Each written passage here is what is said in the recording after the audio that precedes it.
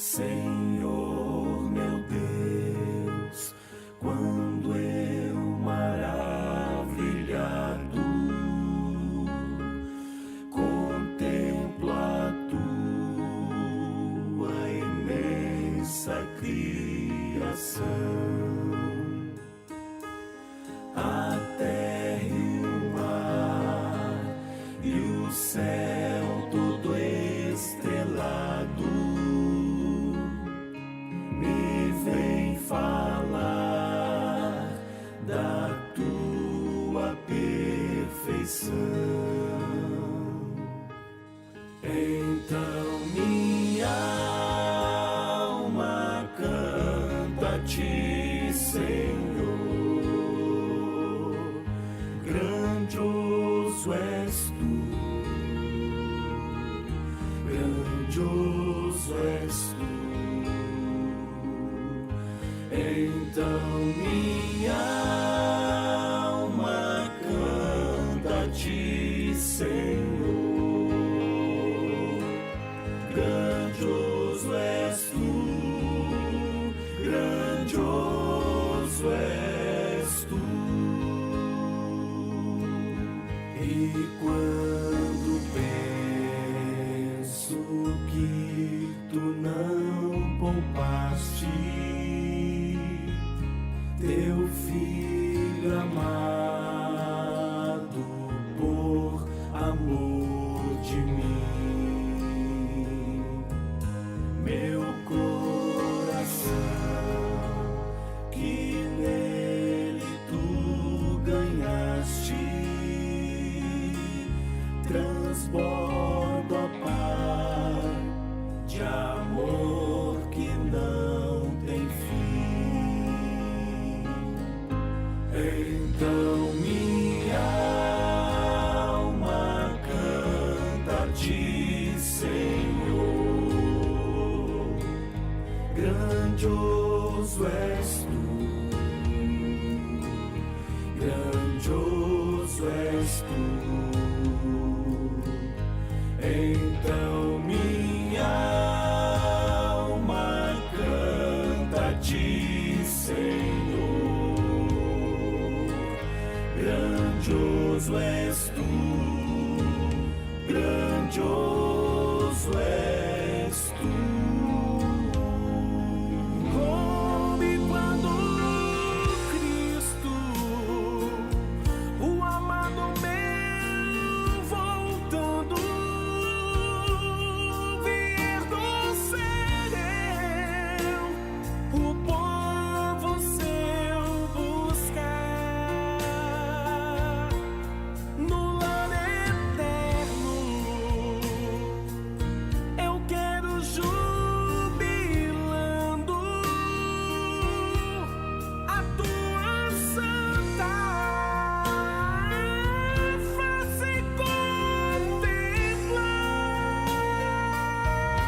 Então minha alma canta a ti, Senhor. Grandioso és tu, grandioso és tu. Então minha alma canta a ti, Senhor. Grandioso és tu, grandioso és tu. Grandioso és tu, grandioso és tu.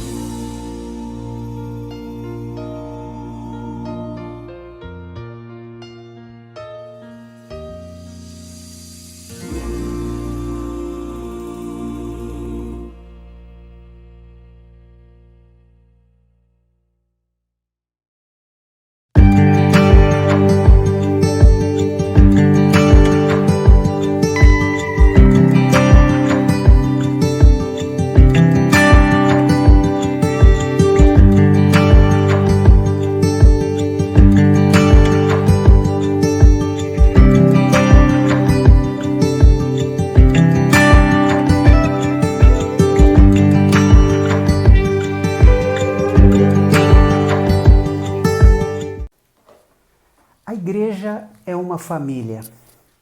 Nós até nos chamamos de irmãos. Somos uma família constituída de diversas famílias. Famílias com os seus problemas, com as suas vitórias, com os seus alvos. E por isso, nesta semana, nós consagramos o tempo para orar pela família. Você recebeu pelo IBVA Zap diversos motivos de oração, os mais variados motivos, e espero que você tenha se lembrado de interceder por estas famílias. São os nossos queridos. Alguns estão enfrentando dificuldades, outros estão agradecendo pelas muitas vitórias, pela proteção de Deus. Vamos fazer disto um hábito de orarmos constantemente por outras famílias. Sempre há motivos de intercessão, sempre há necessidades pelos quais nós devemos orar. Não olhe apenas para a sua família, ore pelas famílias da igreja, pelas famílias da nossa cidade, ore pelas famílias do Brasil. Vamos interceder crendo que a oração do justo pode muito em seus efeitos. Eu quero deixar para você um texto que sempre me chama muito a atenção, que está lá em 2 Timóteo, capítulo 1, versículo 5. Lembro da sua fé sincera, a mesma fé que a sua avó Loide e Eunice, a sua mãe, tinham. E tenho certeza de que é a mesma fé que você tem. O pastor Timóteo fora criado num lar com valores cristãos. A sua avó, Loide, a sua mãe, Eunice, tinham uma fé sincera e elas passaram este exemplo para o Timóteo. Vamos nos lembrar da importância da família consagrada, a importância de uma família que serve de exemplo, a importância de uma família que valoriza a igreja, a importância de uma família sincera diante do Senhor. Nós vamos, neste momento, orar por todos aqueles pedidos. Nós vamos colocá-los diante do Senhor. O Senhor sabe muito bem as necessidades de cada um e nós vamos estar colocando esses pedidos diante do Pai. Eu gostaria que você, aí onde está, estivesse fechando seus olhos, abrindo seu coração. A gente não lembra de todos os pedidos, mas eu tenho certeza que houve pedidos que chamaram a sua atenção. E quem sabe seja o Espírito Santo que tenha tocado no seu coração para orar por aquelas necessidades. Vamos orar? Pai querido, em nome de Jesus, nós te agradecemos por esta semana que passou. Nós pensamos muito na família, colocamos muito, Senhor, nossos cônjuges, colocamos nossos filhos, nossos pais, nossa família em geral diante do Senhor. Pai, nós sabemos que vivemos momentos de muita dificuldade. Muitas famílias estão sofrendo privações, estão lutando com enfermidades, com o desemprego, com pessoas, ó Deus, que perderam a fé, com pessoas que estão afastadas dos teus caminhos, por pessoas que estão seguindo caminhos que não conduzem à vida eterna. Por isso, meu Pai querido, eu quero colocar cada pedido, cada um destes muitos pedidos que chegaram à tua igreja. Ó Deus, recebe-os diante do Senhor. E eu sei que o Senhor estará dando uma atenção muito especial a cada um deles. Também, Senhor, chegaram muitos motivos de gratidão pela proteção, pela provisão, pelo suprimento das nossas necessidades, pelas vitórias conquistadas. Ó Pai querido, louvado seja o teu nome pela tua bondade em nossa vida. Nós colocamos a família brasileira nas tuas mãos. São muitas famílias neste imenso país. Que nós possamos, ó Pai, levar o Evangelho em sua plenitude para estas pessoas. Visita, Senhor, cada lar que está participando deste momento, cada pessoa que está orando. Coloca a tua mão sobre cada um deles. É a nossa oração, em nome de Jesus. Amém. A igreja é uma família. Nós até nos chamamos de irmãos. Somos uma família constituída de diversas famílias. Famílias com os seus problemas, com as suas vitórias, com os seus alvos. E por isso, nesta semana, nós consagramos o tempo para orar pela família. Você recebeu pelo IBVA Zap diversos motivos de oração, os mais variados motivos, e espero que você tenha se lembrado de interceder por estas famílias. São os nossos queridos.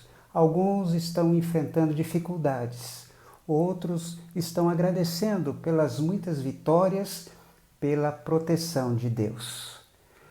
Vamos fazer disto um hábito de orarmos constantemente por outras famílias. Sempre há motivos de intercessão, sempre há necessidades pelos quais nós devemos orar. Não olhe apenas para a sua família, ore pelas famílias da igreja, pelas famílias da nossa cidade, ore pelas famílias do Brasil. Vamos interceder crendo que a oração do justo pode muito em seus efeitos. Eu quero deixar para você um texto que sempre me chama muito a atenção, que está lá em 2 Timóteo, capítulo 1, versículo 5. Lembro da sua fé sincera, a mesma fé que a sua avó Loide e Eunice, a sua mãe, tinham. E tenho certeza de que é a mesma fé que você tem. O pastor Timóteo fora criado num lar com valores cristãos. A sua avó, Loide, a sua mãe, Eunice, tinham uma fé sincera e elas passaram este exemplo para o Timóteo. Vamos nos lembrar da importância da família consagrada, a importância de uma família que serve de exemplo, a importância de uma família que valoriza a igreja, a importância de uma família sincera diante do Senhor. Nós vamos, neste momento, orar por todos aqueles pedidos. Nós vamos colocá-los diante do Senhor. O Senhor sabe muito bem as necessidades de cada um e nós vamos estar colocando esses pedidos diante do Pai. Eu gostaria que você, aí onde está, estivesse fechando seus olhos, abrindo seu coração. A gente não lembra de todos os pedidos, mas eu tenho certeza que houve pedidos que chamaram a sua atenção. E quem sabe seja o Espírito Santo que tenha tocado no seu coração para orar por aquelas necessidades. Vamos orar? Pai querido, em nome de Jesus, nós te agradecemos por esta semana que passou. Nós pensamos muito na família, colocamos muito, Senhor, nossos cônjuges, colocamos nossos filhos, nossos pais, nossa família em geral diante do Senhor. Pai, nós sabemos que vivemos momentos de muita dificuldade. Muitas famílias estão sofrendo privações, estão lutando com enfermidades, com o desemprego, com pessoas, ó Deus, que perderam a fé, com pessoas que estão afastadas dos teus caminhos, por pessoas que estão seguindo caminhos que não conduzem à vida eterna. Por isso, meu Pai querido, eu quero colocar cada pedido, cada um destes muitos pedidos que chegaram à tua igreja. Ó Deus, recebe-os diante do Senhor. E eu sei que o Senhor estará dando uma atenção muito especial a cada um deles. Também, Senhor, chegaram muitos motivos de gratidão pela proteção, pela provisão, pelo suprimento das nossas necessidades, pelas vitórias conquistadas. Ó Pai querido, louvado seja o Teu nome pela Tua bondade em nossa vida. Nós colocamos a família brasileira nas Tuas mãos. São muitas famílias neste imenso país. Que nós possamos, ó Pai, levar o Evangelho em sua plenitude para estas pessoas. Visita, Senhor, cada lar que está participando deste momento, cada pessoa que está orando. Coloca a Tua mão sobre cada um deles. É a nossa oração, em nome de Jesus. Amém.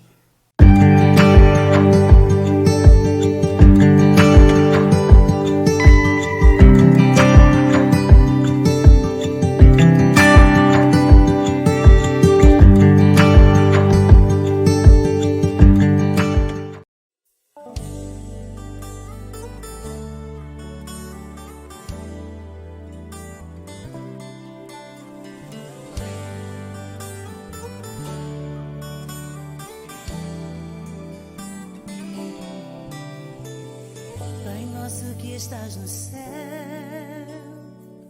santifica a minha casa, estabeleça o teu reino em nós, para que façamos tua vontade. Que a nossa mesa se farta de pão, que a nossa fé cresça de grão em grão, nos cubra de santidade, sabedoria e submissão. Não deixe que nos falte o pão, fortaleça a fé em nossos corações, que os nossos filhos te sirvam com amor, benditos sejam para a glória do Senhor. O meu maior patrimônio precisa do teu auxílio, minha família te chama, ó vem Senhor morar comigo, a tua graça nos faz prosperar, tua palavra nos edificará. Pai nosso que estás no céu, santifica o nosso lar, santifica, Senhor, que a nossa mesa se farta de pão, que a nossa fé cresça de grão em grão, nos cubra de santidade, sabedoria e submissão. Não deixe que nos falte o pão, fortaleça a fé em nossos corações, que os nossos filhos te sirvam com amor, benditos sejam para a glória do Senhor. O meu maior patrimônio precisa do teu auxílio, minha família te chama, ó vem Senhor morar comigo, a tua graça nos faz prosperar, tua palavra nos edificará. Pai nosso que estás no céu, abençoa o nosso lar, eu e minha casa serviremos ao Senhor, todos os dias te daremos o melhor do nosso louvor. Eu e minha casa serviremos ao Senhor, fomos feitos para a glória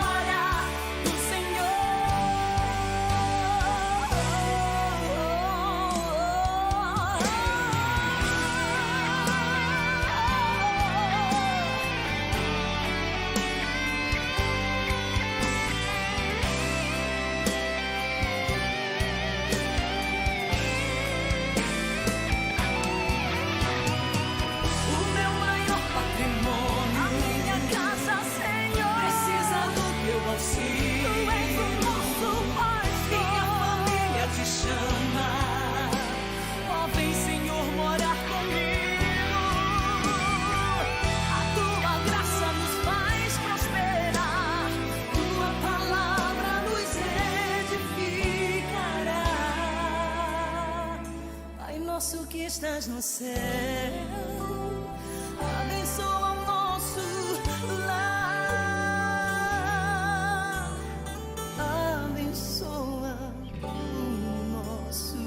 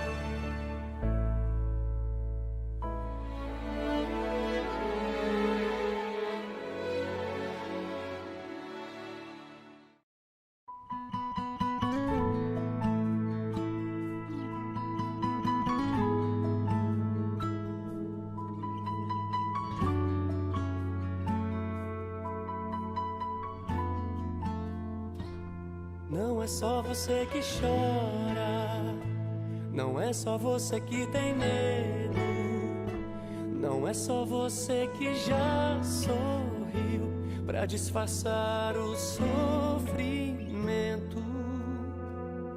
Não é só sua essa mania de achar que é super-herói.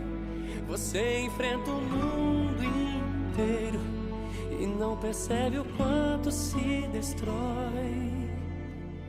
Todo mundo já ficou triste, todo mundo já chorou muito, todo mundo já sente o medo, todo mundo nesse mundo.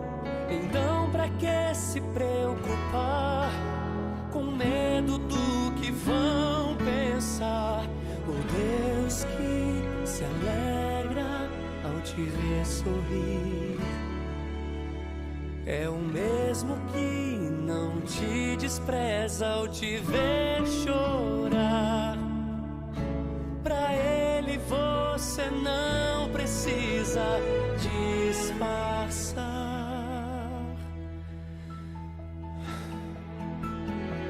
E se quiser chorar, fique à vontade, chora. Põe esse choro que está preso para fora.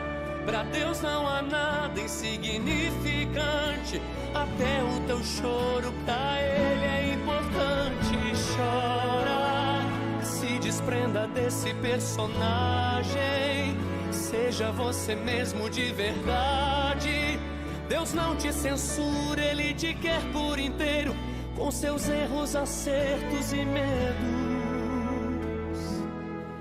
por inteiro.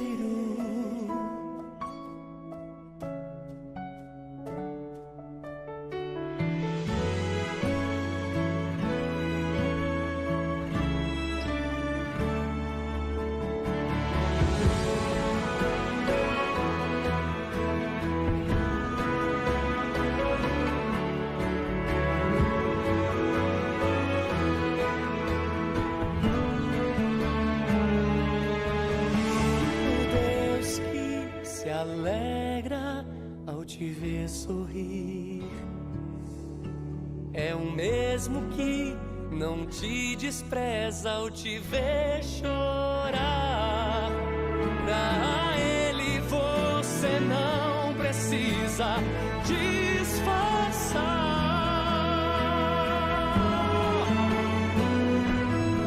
E se quiser chorar, fique à vontade, chora. Põe esse choro que está preso para fora. Pra Deus não há nada insignificante. Até o teu choro, pra ele é importante. Chora, se desprenda desse personagem. Seja você mesmo de verdade.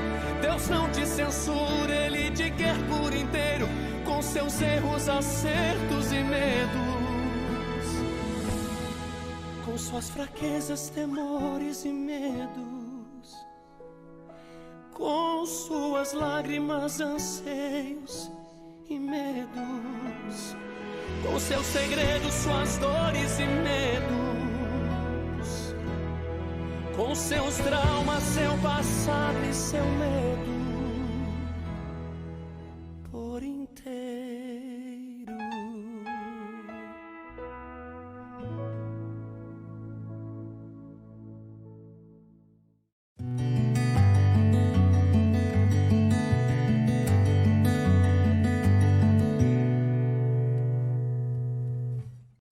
Boa noite a todos e todas, a graça e a paz do Senhor Jesus.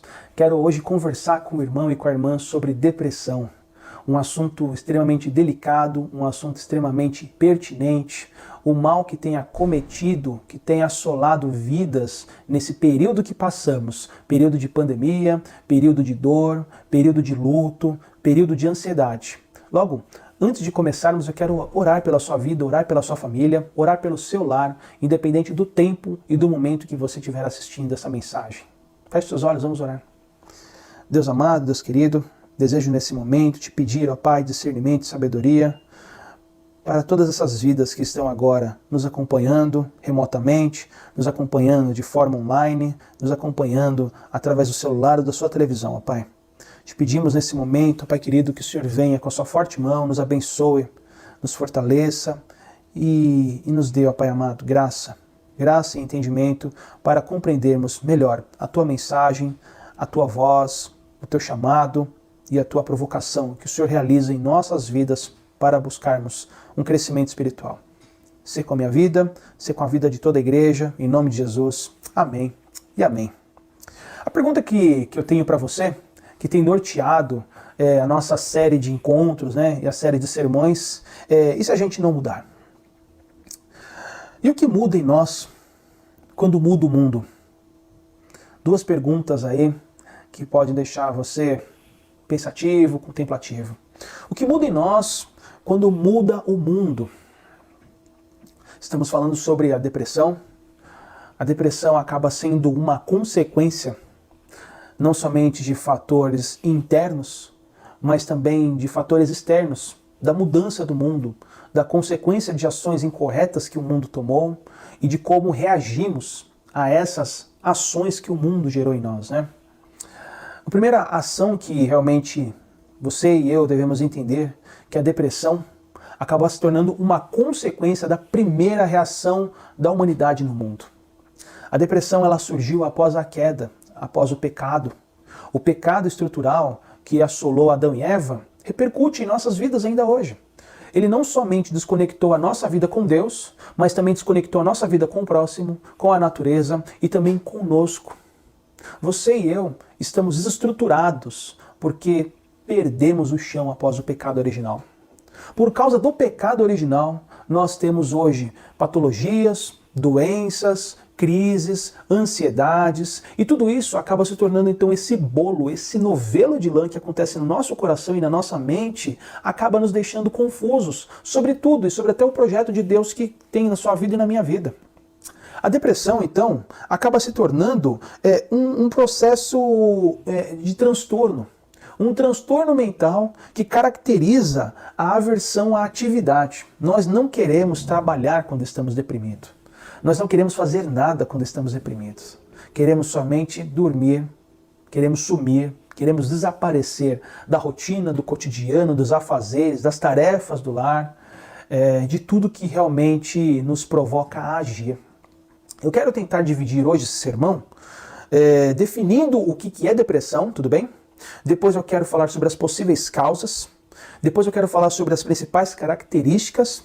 E finalmente eu quero partir então para o tratamento, né, que acaba se tornando então a nossa parte central aí do sermão, beleza? Então eu vou seguir mais ou menos essa corrente de pensamento para o irmão não se perder. Logo, a definição de depressão, né, ela vem do latim, da questão de depressão, do apertar firmemente para baixo, sabe? De empurrar, de apertar, de pressionar. Então é mais ou menos essa ideia que nós sentimos. A manifestação da depressão ela é caracterizada por 2 ou 3 semanas de melancolia constante, sabe? Aquela sensação de tristeza e apatia que acomete 1 semana, 2 semanas, 3 semanas. E quando isso permanece, isso pode ser um sinal característico da depressão. A depressão também, ela na verdade é uma consequência de uma vida ansiosa. E sabe o que é interessante de observar? Eu acho que vale a pena você prestar atenção nessa definição, é sobre o que significa ansiedade. A ansiedade do grego, ela significa merimau. E a ideia desta palavra é de ser alguém dividido. Olha que interessante a palavra. Ansiedade, ela significa ser alguém ou algo dividido. É algo que está separado em partes, cortado em pedaços, que não consegue ser uma pessoa íntegra, que se concentra plenamente em algo, está sempre dividida. E isso acomete emocionalmente as pessoas ao ponto de se deprimirem. Olha que interessante essa definição, meu irmão e minha irmã. Preste atenção nesses aspectos. E quais são as possíveis causas da depressão, né? Existem então aí, primeiramente, as questões que são extrínsecas, né? Que são as questões externas, que não partem da nossa essência, que é o fator ambiental. Então, por exemplo, o que causa uma depressão pode ser uma substância química, por exemplo. O vício em alguma droga, o vício em alguma droga proscrita, né? Que é proibida, ou uma droga legalizada, como a bebida, o álcool, por exemplo, né? Isso pode ocasionar a depressão. Pessoas que têm o vício e não conseguem se desprender de determinada substância acabam se deprimindo. Isso, como uma substância química, ocasiona isso no seu cérebro e no meu cérebro, né? Então, ou talvez traumas sociais, traumas sentimentais, traumas familiares, o luto acomete muitas pessoas, mulheres, homens, e isso também pode acometer a depressão. O parto, você já ouviu falar já da depressão pós-parto? Tem alguns que têm a depressão pós-prato, mas isso é uma outra história daqueles que comem demais. Mas eu quero falar da depressão pós-parto. Existem aqueles da dificuldade financeira que entram em crise e esta ansiedade, olha novamente a palavra ansiedade, que divide, não deixa o ser íntegro. Lembra que eu te falei? Então isso também acomete pessoas que têm a dificuldade financeira, uma dificuldade profissional, a perca de um amigo, isso ocasiona também a depressão. Até um casamento mal casado, sabe? Isso também ocasiona uma depressão. A falta de atenção, tanto familiar quanto social. Que mais? Uma qualidade de vida que está discrepante comparado com as outras. Você olha para aquelas pessoas que estão ao seu redor, a sua vizinhança, ou você olha para a internet, no Instagram, e vê pessoas que estão felizes no Facebook, pessoas que vão viajar sempre, que sempre tem uma novidade para contar, imagens bonitas, e você não tem isso, então isso acaba te desanimando, te deprimindo. Isso são fatores externos que acometem a nossa vida, a nossa identidade, o nosso ser para a depressão. Existem também fatores internos, aqueles que são intrínsecos, que são fatores psicológicos, psicoemocionais ou até genéticos que acometem a minha e a sua vida. E aí a gente tem alguns fatores que são interessantes de se observar. Por exemplo, o que acomete a depressão em muitas pessoas, quando a gente observa esses fatores extrínsecos, né, o fator intrínseco, né, interno, pode ser uma carência química. A falta de lítio, por exemplo, no seu cérebro, pode ocasionar um processo de depressão.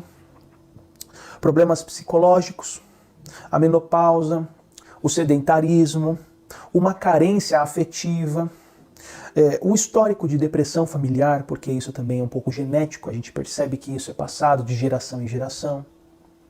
Alguns teóricos afirmam, outro fator, além do intrínseco e extrínseco, a gente também tem o problema do pecado. O pecado também ocasiona a depressão em alguns indivíduos. A gente observa isso tem alguns personagens bíblicos, como Saul, por exemplo, que acabou se deprimindo por causa do pecado. E tudo isso acomete também o indivíduo. Outro aspecto também é o diabo, que também pode deprimir, gerar opressão na sua vida. E isso tudo acomete o ser humano, porque não é somente só fatores externos e internos. A gente que tem esse discernimento, que temos o temor da palavra de Deus, devemos também ter essa consciência que fatores espirituais também desencadeiam reações emocionais na minha e na sua vida. E eu vou falar agora um pouco das características, né, do fator depressão. A depressão, ela pode afetar os pensamentos, o comportamento, o seu sentimento, o bem-estar pessoal. Para você entender melhor essas características da depressão, eu quero ler um texto bíblico, e é a parte principal do nosso sermão, para a gente entender melhor como é essas marcas da depressão. E o texto que eu quero ler encontra-se em 1 Reis 19, do versículo 1 ao 17. Eu não vou ler tudo de uma vez, mas a gente vai ler aqui trechos, recortes bíblicos, para compreender melhor essa passagem que ela é interessantíssima. A história que eu vou contar e que eu vou conversar com você nessa noite é muito conhecida e você com certeza já deve saber, é Elias, o grande profeta do Antigo Testamento. Logo, abra sua Bíblia em 1 Reis 19, do 1 a 17. Bom, se você abriu, eu vou ler aqui, tá bom? Primeiro versículo do capítulo 19 diz assim: Acabe contou a Jezabel tudo que Elias havia feito, incluído o modo como havia matado todos os profetas de Baal. Por isso Jezabel enviou esta mensagem a Elias: que os deuses me castiguem severamente, se até amanhã nesta hora eu não fizer a você o que você fez aos profetas de Baal. Não sei se você se lembra muito bem dessa história, mas rapidamente vou te situar. Elias estava passando por um processo de perseguição religiosa, né? E alguns falsos profetas, magos, né, adoradores do deus pagão Baal, estavam então realizando um desafio com eles, onde eles confirmaram o seguinte: se Baal fizesse cair fogo do céu, todos os adoradores do Deus vivo, né, do Yahweh, né, do Yahvé, estariam então sendo mortos. E Elias afirmou da mesma forma: se o nosso Deus, o Deus Yahvé, né, realizasse cair fogo do céu, os seguidores de Baal então seriam mortos. E aí começou esse desafio e nós já sabemos o resultado. O Deus Baal não respondeu e o verdadeiro Deus respondeu, gerando fogo do céu. E a partir disso, então, a gente cai aqui nesta passagem, onde Acabe conta a Jezabel, a sua esposa cruel, sobre o fato, né, do que aconteceu, sobre a morte de todos os profetas de Baal. E Jezabel, então, incisivamente, ela afirma que os deuses me castiguem severamente, se até amanhã nesta hora eu não fizer a você o que você fez aos profetas de Baal. Ou seja, Jezabel estava afirmando que se ele não matasse Elias, ela se mataria. Elias, então, continua o texto, teve medo e fugiu para salvar a vida. Foi para Berseba, uma cidade de Judá, e ali deixou o seu servo. Depois ele foi sozinho para o deserto, caminhando o dia todo. Sentou-se debaixo de um pé de giesta e orou, pedindo para morrer. Olha só a característica de um homem deprimido. Ele disse para Deus: já basta, Senhor. Tira minha vida, pois não sou melhor que meus antepassados que já morreram. Logo, as características que você vai perceber de uma pessoa deprimida, que ela pode sentir, é tristeza, ansiedade, um vazio interior, desesperança, preocupação, impotência, inutilidade, sentimento, sabe, aquele sentimento de inutilidade, sentimento de culpa, sentimento de irritação, a pessoa fica mais nervosa, fica mais tensa, mágoas, inquietações. O paciente, a pessoa que tem depressão, pode perder até o interesse em atividades que antes eram prazerosas. A pessoa gostava de tocar violão, não gosta mais. Gostava de passear no parque, não gosta mais. Gostava de ler jornal, não lê mais. Perde o apetite para comer coisas gostosas, não gosta mais de comer nada. Apresenta problemas de concentração, dificuldade para lembrar detalhes e até tomar decisões. A pessoa deprimida tem essas dificuldades. E pode contemplar ou até tentar o suicídio. Como a gente leu aqui no texto, aqui Elias fala: tira minha vida, pois eu não sou melhor que meus antepassados. Ele pede a Deus para tirar a sua vida. Então esse sentimento, né, de suicídio fica rondando, fica à tona no coração daquele que tem depressão. Além disso, a pessoa que é deprimida tem problemas com insônia. Tem um sono excessivo, dorme demais, chega em casa, dorme. 8 horas, acabou de chegar do trabalho, dorme, só acorda amanhã e acorda cansado, acorda com a fadiga, acorda indisposto, acorda sem energia. A mudança na alimentação, a pessoa muda os alimentos, sofrimento, sente mais dores no corpo. Há tratamento para isso, viu, meu irmão? tratamentos que são primeiramente farmacológicos. Dá para realmente uma pessoa que é diagnosticada com depressão, hoje existe tratamentos e existem os medicamentos que são chamados inibidores seletivos da recaptação de serotonina. Que, pastor? O que você falou agora? Não se preocupa com isso, meu irmão. Mas a gente tem, por exemplo, medicamentos que são antidepressivos para gerar o que? Respostas nesse diagnóstico, nesse sintoma. Existe atendimento também psicoterapêutico. E existe também um atendimento espiritual. Aqui, nessa noite, eu quero expor para você o tratamento espiritual, porque é o que nós temos como tese central aqui nesse domingo. E o tratamento espiritual que nós vemos aqui, que Deus realiza com Elias, encontra-se no versículo 5. Olha só o que acontece. Então Elias se deitou debaixo do pé de giesta e dormiu. Olha o sintoma daquele deprimido, daquele que tem depressão. Enquanto dormia, um anjo tocou e disse: levante-se e coma. O anjo do Senhor voltou, tocou mais uma vez e disse: levante-se e coma um pouco mais, do contrário não aguentará a viagem que tem pela frente. Olha só que interessante. Elias se levantou, comeu e bebeu, e o alimento lhe deu forças para uma jornada de 40 dias e 40 noites até o Monte Sinai, o monte de Deus. Olha só então uma marca do tratamento espiritual que Deus dá a Elias. O primeiro cuidado terapêutico que a gente enxerga para a pessoa que tem depressão é o cuidado das suas necessidades físicas. É necessário ter um cuidado físico com o seu organismo, com todo o seu corpo, porque se o corpo não está funcionando, meu irmão, fica difícil, trabalhar. E aí, versículo 9 continua. Ali encontrou uma caverna onde ele passou a noite. Então o Senhor lhe disse: o que você faz aqui, Elias? E ele respondeu: eu tenho servido com zelo ao Senhor, o Deus dos exércitos. Contudo, os israelitas quebraram a aliança contigo. Derrubaram teus altares e mataram todos os teus profetas. Sou o único que restou e agora também procuram me matar. O segundo aspecto do cuidado terapêutico que a gente vai enxergar na palavra de Deus para as pessoas que sofrem e são acometidas pela depressão é entregar as suas frustrações a Deus. Observe como Elias, ele é franco na realidade que ele está passando, como ele apresenta todas as suas dificuldades a Deus. Ele fala: olha, eu tenho servido com zelo ao Senhor, o Deus dos exércitos, contudo os israelitas quebraram a aliança contigo. Derrubaram teus altares, mataram todos os teus profetas, sou o único que restou e agora também procuram me matar. Perceba que Elias, ele abre o coração e ele enxerga diante da sua limitada ótica. Não se esqueça que a pessoa que está deprimida acaba se desconcentrando e perdendo o foco e até um pouco a razão emocional e a razão que realmente norteia, toda a sua realidade. Perceba que ele fala dessa forma, mas Deus, diferentemente de muitos, não repreende Elias e orienta ele, fala: saia e ponha-se diante de mim no monte. E enquanto Elias estava ali, o Senhor passou em um forte vendaval, atingiu o monte. Era tão intenso que as pedras se soltavam do monte diante do Senhor, mas o Senhor não estava no vento. Depois do vento houve um terremoto, mas o Senhor não estava no terremoto. Depois do terremoto houve fogo, mas o Senhor não estava no fogo. E depois do fogo veio um suave sussurro. Quando Elias o ouviu, cobriu o rosto com a capa, saiu e ficou na entrada da caverna. Sabe o que é belo de observar aqui? É que Deus, ele não se manifesta em fortes emoções. Ele não estava no vento forte, ele não estava no terremoto onde houve fogo, ele não estava no fogo, mas ele estava no sussurro. E o terceiro cuidado terapêutico que eu enxergo aqui nesse texto, então, é viver uma nova percepção de Deus. Às vezes, nós estamos tão acostumados a imaginar que Deus ele está na vibração da igreja, no forte louvor, nos hinos que são entoados com muita energia. Mas às vezes, e como sempre, a gente observa que Deus ele está sussurrando. Ele está sussurrando no seu ouvidinho.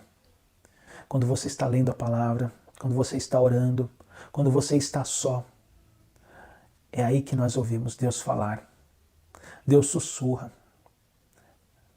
É claro, a gente pode ver Deus, às vezes, presente nos louvores, como o salmista diz. A gente pode ver Deus presente nas orações poderosas que vemos na igreja.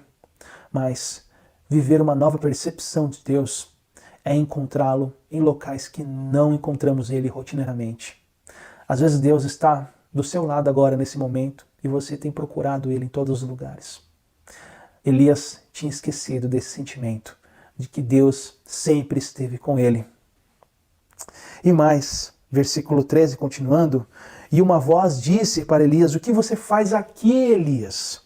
E ele respondeu outra vez, tenho servido com zelo ao Senhor, o Deus dos exércitos. Contudo, os israelitas quebraram aliança contigo, derrubaram teus altares, mataram todos os teus profetas. Eu sou o único que restou, e agora também procuram me matar.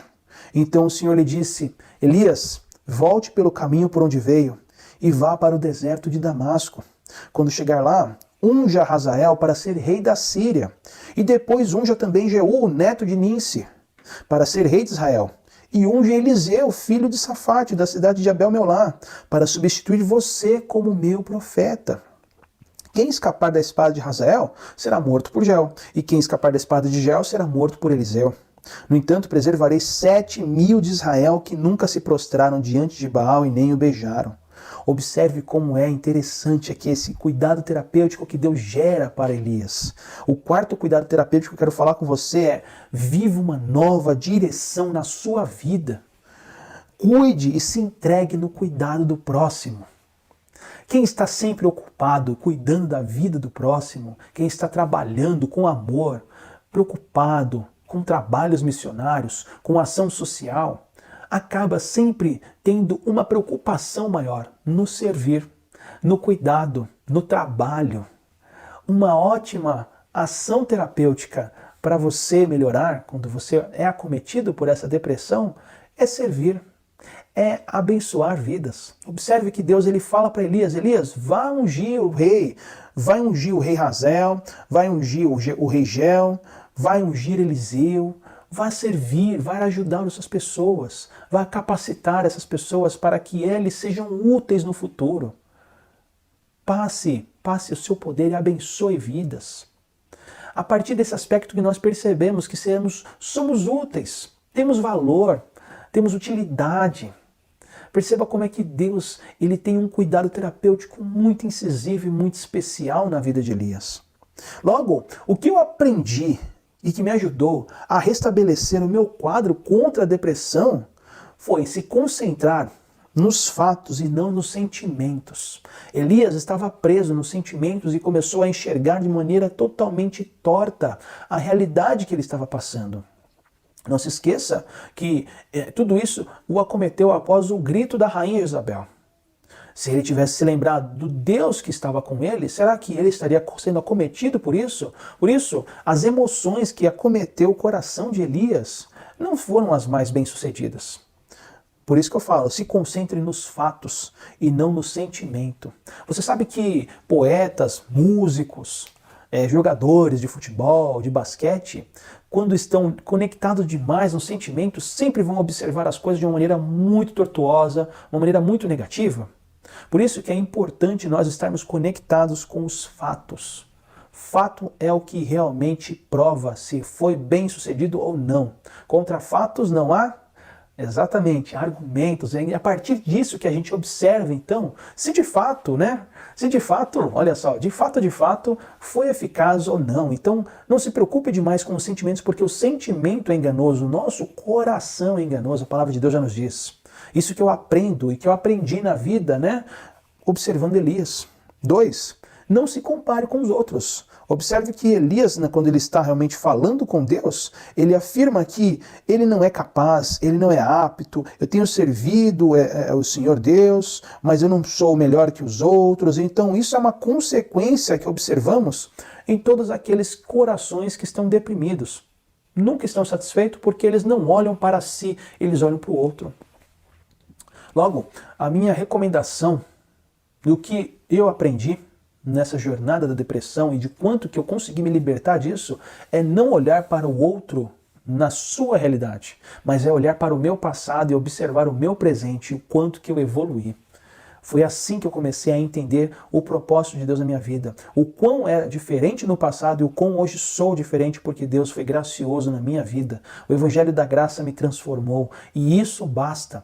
Eu não olho para o próximo, eu não olho para o meu vizinho, eu não olho para a grama do outro que está mais verde que a minha. Eu olho para o meu passado e vejo o meu hoje. E a partir disso eu observo o quão Deus tem trabalhado e operado na minha vida. Foi assim que eu aprendi a melhorar um pouco. Essa é a segunda dica que eu dou para você que tem vivido esses momentos de depressão, né, e de desamparo emocional.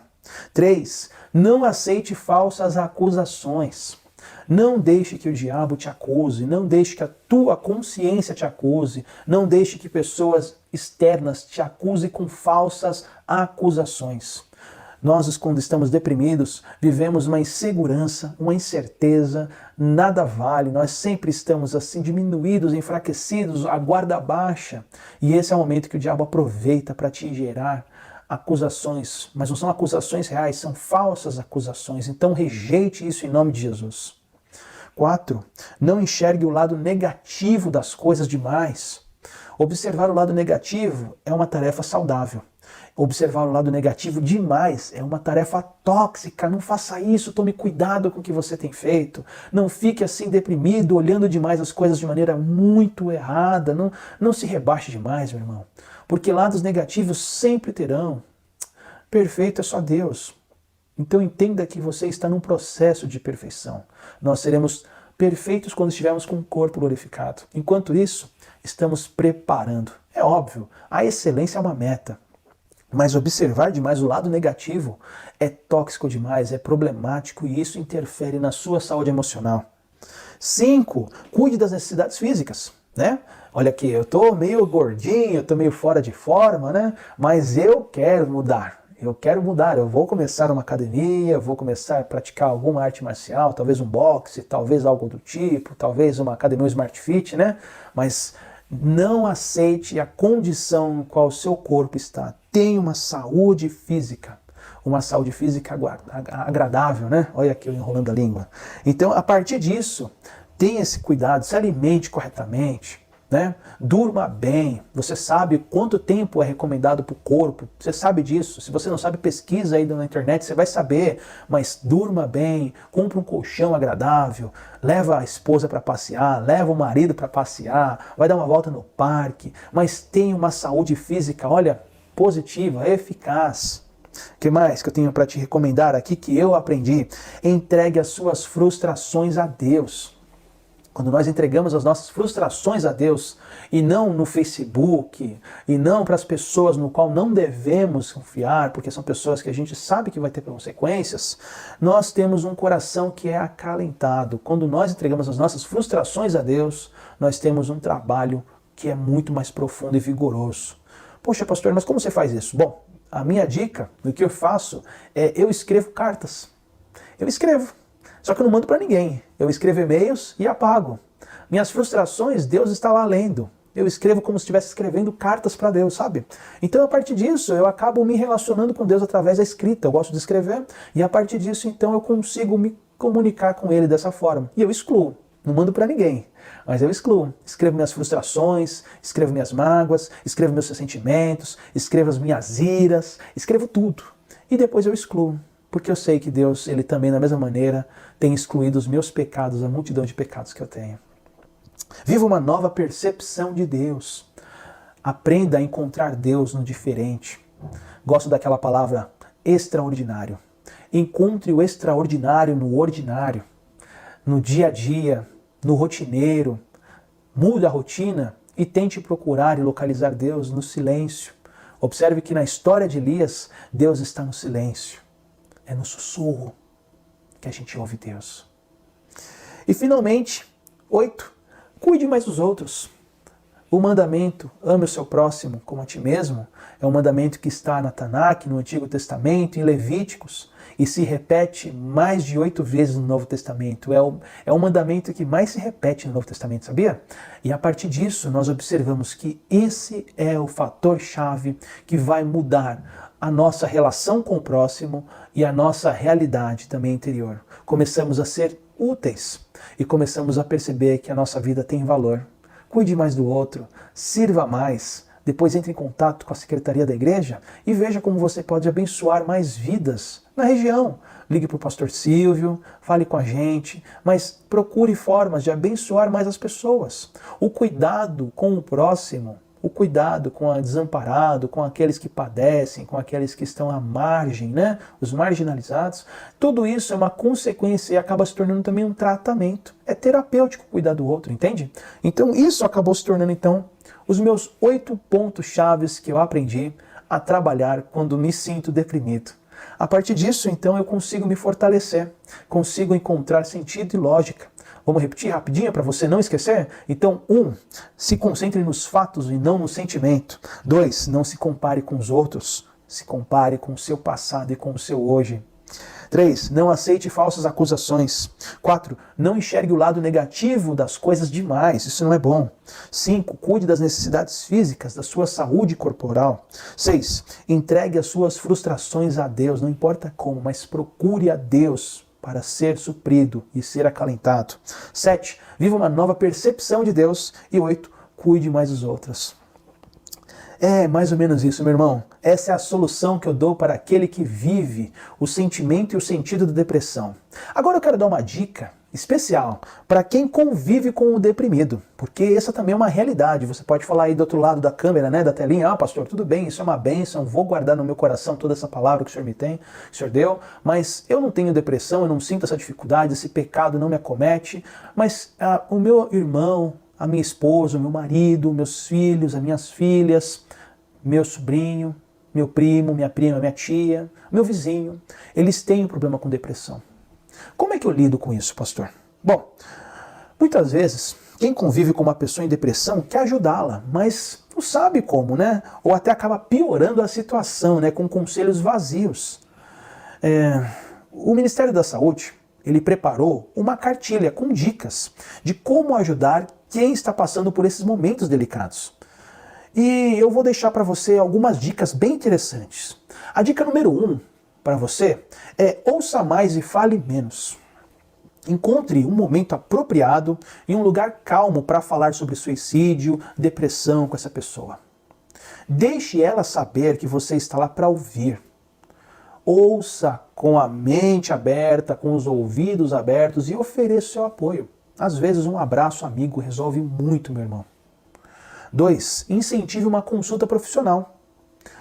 Incentive a pessoa a procurar a ajuda de um profissional, como um médico, um profissional da saúde mental, um conselheiro, um pastor. Nós estamos aqui à disposição, a igreja está à disposição para isso. Ofereça-se para acompanhá-la a uma consulta. 3. Fique por perto. Se você acha que essa pessoa está em perigo imediato, não a deixe sozinha. Procure ajuda de profissionais de serviço de emergência, um serviço telefônico de atendimento a crises, um profissional da saúde, ou consulte até algum familiar dessa pessoa. Mas não fique ausente, fique perto. 4. Previna. Se a pessoa que quem você está preocupado vive com você, assegure-se de que ela não tem acesso a meios para provocar a própria morte. Por exemplo, pesticidas, armas de fogo, medicamentos. Isso em casa, previna. 5. Mantenha contato. Fique em contato para acompanhar como a pessoa está passando e o que está fazendo. 6. Ore por essa pessoa. A igreja, a intercessão, o cuidado espiritual nos auxilia grandemente nesse período. Saber também o que não dizer também é muito importante para não piorar a situação. Então fique atento para não repetir os conselhos que eu vou te falar aqui. Por exemplo, não condene. Sabe, falar, isso é covardia, meu irmão, isso é loucura, você não está com depressão não, isso é fraqueza. Não faz isso, não dá certo, isso piora a situação. Não banalize. Já viu aquela pessoa que fala, é por isso que tu quer morrer? É por isso que você está deprimido? Eu já passei por coisa bem pior e não me matei. Não faz isso. Não opine também, né? Você quer chamar atenção. Isso te falta é Deus. Isso é falta de vergonha na cara. Olha só que situação. Estou pegando aqui frases aleatórias que eu peguei nessa cartilha, tá? Peço perdão aí pelas palavras, mas é mais ou menos desse sentido, tá, meu irmão? Espero que você esteja entendendo desse lado. 9. Não dê sermão. Por exemplo, tantas pessoas com problemas mais sérios que o seu, e você aí, segue em frente, levanta. Evite frases de incentivo, por exemplo, levanta a cabeça, deixa disso. E procure ajuda. Existem diversos contatos. A igreja está à disposição para auxiliar essas pessoas e para auxiliar você. Existe também o contato telefônico do CVV, do Centro de Valorização da Vida, que é o 188. Existe o serviço de saúde, no qual temos profissionais especializados que podem auxiliar isso. Meu irmão, procurar serviço profissional não é falta de espiritualidade não, viu, meu irmão? Deus agraciou o nosso mundo com profissionais competentes. E a partir disso enxergamos o dom da cura, sim, viu? Hoje eu enxergo melhor porque há um profissional que criou essa tecnologia para eu enxergar. Existe hoje profissionais farmacêuticos que criaram medicamentos que são para controle da pressão e da diabetes. Então, o tratamento que temos da depressão também é um tratamento que vai organizar a sua vida. Isso não é nada de errado nisso não, viu? Então eu quero te alertar sobre esses aspectos e quero apaziguar o seu coração. Hoje Deus nos abençoou com tecnologia. Nós conversamos hoje através da tecnologia. E a medicina também evolui. E por isso que nós também recomendamos, como pastor, recomendo essa ação. É preciso agir crendo no Espírito e no poder da oração? Sim, é necessário. Mas se sabemos que existe uma enfermidade, a recomendação que temos é procure um bom profissional. Procure um especialista. E não deixe de buscar a Deus nesse momento, intercedendo por essa vida. Que Deus te abençoe, meu irmão e minha irmã. Eu te provoco a mudar. Eu quero te deixar hoje essa ação, esse mover. Vamos mudar. Se algo te deprime, use essas dicas para mudar. Se você tem encontrado pessoas com essas dificuldades, os auxilie a mudar. Mas não fique paralisado. O que muda em você quando muda o mundo? Essa é a pergunta que eu quero deixar para você pensar nesse encontro maravilhoso que nós estamos tendo nesse domingo. E eu quero realmente orar pela sua vida, orar pelas pessoas no qual você se sente sensibilizado. Feche seus olhos, vamos orar e depois estaremos encerrando. Grandioso eterno Deus, nesse momento, nessa parte do culto, reservamos esse tempo para clamar a Ti, ó Deus, confiando que o Senhor sabe de tudo e entende a todos no seu íntimo, Pai.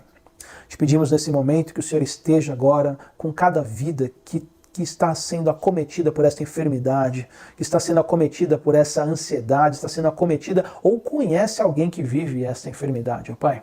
Nós te pedimos agora, Pai querido, que o Senhor traga poder, traga, ó Pai querido, esse cuidado terapêutico, traga, ó Pai querido, esse acalento e esse amor que todos nós precisamos, ó Pai, em nome de Jesus.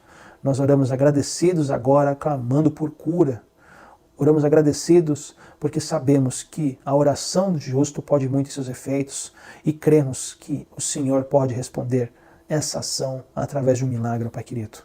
Mas entendemos também, ó Pai querido, que o Senhor nos deu capacidade intelectual e técnica para cuidar e sanar esses desafios, ó Pai. E por isso te pedimos, ó Pai, discernimento para saber até onde devemos agir e para onde devemos levar e acolher essas pessoas, ó Pai. Cuida das nossas vidas, cuida das nossas famílias, cuida de todos nós, em nome de Jesus. Amém e amém. Que Deus te abençoe, meu irmão e minha irmã. Um beijo no coração, uma ótima semana, uma semana abençoada, em nome de Jesus.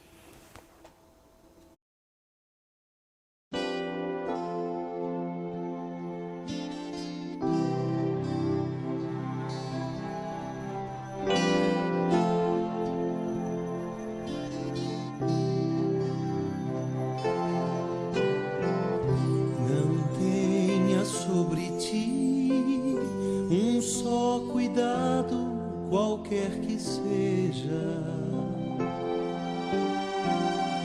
pois somente seria muito para ti.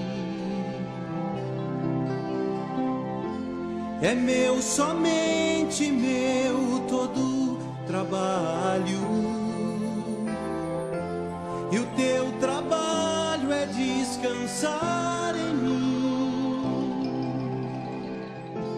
É meu, somente meu, todo trabalho,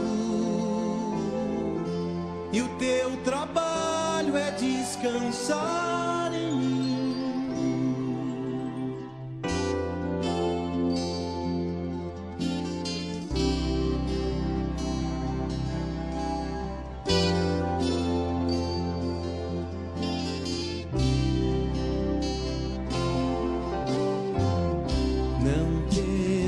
Quando enfim tiveres tens que tomar decisão. Entrega tudo a mim, confia de todo o coração. É meu, somente meu, todo o trabalho. E o teu trabalho é descansar.